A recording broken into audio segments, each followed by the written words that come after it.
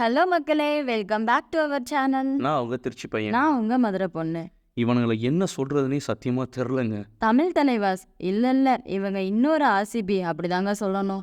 எவ்வளோ கேவலமாக விளையாட முடியுமோ அவ்வளோ கேவலமாக விளையாடி இருக்காங்க. Thalaivas versus U Mumba match என்னாச்சு வாங்க வீடியோக்குள்ள போகலாம்.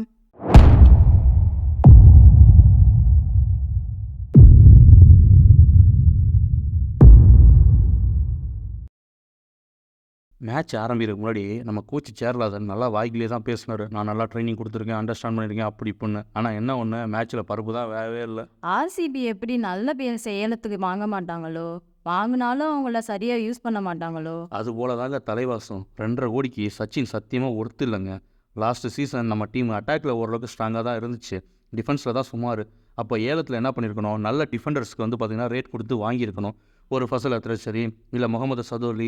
அதுவும் இல்லையா, போன வருஷம் நம்ம டீமில் இருந்த முகமது ரசா கபுதுராங்கியாவது வெளியே விட்டுருக்காமல் இருந்திருக்கணும். இப்படி பிளான்லேயே சொதப்புனா டீம் எப்படிங்க உருப்பிடும்? சச்சினா இருக்கட்டும் நரேந்திரா இருக்கட்டும், கையை நீட்டி டச் பாயிண்ட் எடுக்க மட்டும்தாங்க ட்ரை பண்ணுறாங்க. ஸோ ஈஸியாக ஆங்கிள் கோல் டை கோலில் அவுட் ஆகிட்டு போயிடறாங்க. கொஞ்சம் கூட மூளை யூஸ் பண்ணி ஒரு கிக்கு விட்டு பார்ப்போம் அப்படின்னு ட்ரை கூட பண்ண மாட்டேங்கிறாங்கங்க. இதை கோச்சும் சரியாக கவனித்து திருத்த மாட்டுறாரு.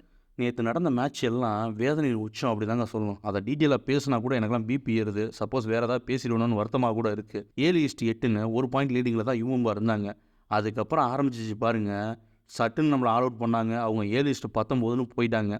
அதுக்கப்புறம் நம்ம வாங்கினதெல்லாம் சாணியில் முக்கின செருப்படின்னு தான் சொல்லணும். நேற்று நடந்த ஒரே நல்ல விஷயம் என்னன்னா, மொயின் சஃபாகி தான் மனுஷன் தண்ணியாலாம் போராடிட்டு இருந்தாரு.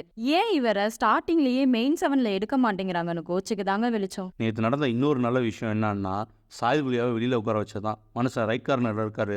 ஒரு ஆங்கிள் கோல் ட்ரை பண்ணுவோம், ஒரு டை கோல் ட்ரை பண்ணுவோம் அப்படின்னா இல்லை. நீங்கள் பாருங்களேன், மேட்ச் பாருங்கள். ஃபசல் அத்திரச்சலியாக இருக்கட்டும், சதோலியாக இருக்கட்டும், மேக்ஸிமம் வந்து பார்த்தீங்கன்னா செயினில் கையில் இருக்கவே மாட்டாங்க. ஏன்னா அவங்க ஆங்கிள் கோல்டு போட டை கோல்டு போடல தான் தனியாக தான் இருப்பாங்க, கீழே குனிஞ்சு தான் இருப்பாங்க. இவர் எப்போ பார்த்தாலும் செயினில் தான் இருக்கார். ஒரு ஆங்கிள் கோல்டு போடுவோம், டை கோல்டு போடுவோம், அதுக்கு ட்ரை கூட பண்ணுறது இல்லைங்க. நேற்று உருப்படியாக நல்ல விஷயம் நடந்தது என்னன்னா, சாயுல் குலியா வெளியில் உட்கார வச்சு நிதிஷ்குமார் ரெட்டியை வந்து பார்த்தீங்கன்னா ரைட் கார்னரில் போட்டது. மனுஷன் நேற்று வந்து பார்த்தீங்கன்னா 6 பாயிண்ட் டேக்கிள் பாயிண்ட் எடுத்து கொடுத்தாப்புல. கொஞ்சம் வந்து பார்த்தீங்கன்னா டீமை கரெக்ஷன் பண்ண வேண்டியது நிறையா இருக்குங்க. ஏன்னா அவரை நிதிஷ்குமார் ரெட்டியை வந்து பார்த்தீங்கன்னா ரைட் கார்னரில் மறுபடியும் ட்ரை பண்ணி பார்க்கலாம், சாயுல் குலியா போல ட்ரை பண்ணி பார்க்கலாம். மொயின் சஃபாகியை வந்து பார்த்தீங்கன்னா ஸ்டார்டிங் 7லேயே எடுத்து வந்து பார்த்தீங்கன்னா ஒரு கான்ஃபிடன்ட் கொடுத்து பார்க்கலாம். எப்போவுமே பாருங்கள் சச்சினும் நரேந்திர தான் போகிறாங்க, அவங்க 2 பேரும் சொதப்புறாங்க.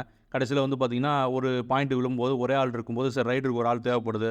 அப்போ சஃபாகி நீ இப்போ அவனை அவர் இறக்கி விட்டா ப்ரெஷரில் அவரும் அவுட் ஆகிட்டு போயிறாரு. அவர் நல்ல ஒரு ஈரான் பிளேயர், நல்ல யங்ஸ்டர் இருக்காரு, அவருக்கு நல்ல சான்ஸ் கொடுத்து பார்க்கலாங்க. மேட்ச் முடிய 46 செகண்ட் இருக்க 35க்கு 24 அப்படின்னு 11 பாயிண்ட்ஸ் யூ மும்பை லீடிங்ல இருந்தாங்க.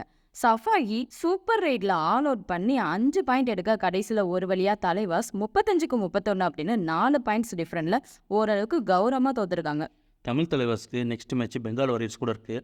உள்ளூர்லேயே ஓனாம் பிடிக்க முடியல, வெளியூர் போய் இவங்க உடம்பு பிடிப்பாங்கன்னு தெரில. ஏன்னா அங்கே ரைட் கார்னர் நிற்க போகிறது நம்ம சுல்தான் ஃபசல் அத்திராச்சரி. பசங்க என்ன பாடுபட போகிறாங்கன்னு சத்தியமாக தெரில, பொறுத்திருந்து பார்ப்போம். இந்த வீடியோ உங்களுக்கு பிடிச்சிருந்தால் லைக் பண்ணுங்கள், கமெண்ட் பண்ணுங்கள், ஷேர் பண்ணுங்கள்.